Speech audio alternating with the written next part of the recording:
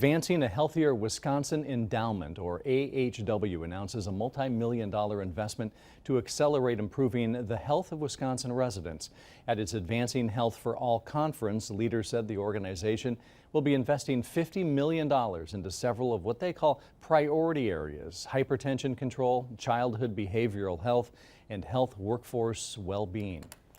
From our urban centers to our rural and agricultural communities and self-governed tribal nations, we are committed to maximizing the health of all Wisconsinites.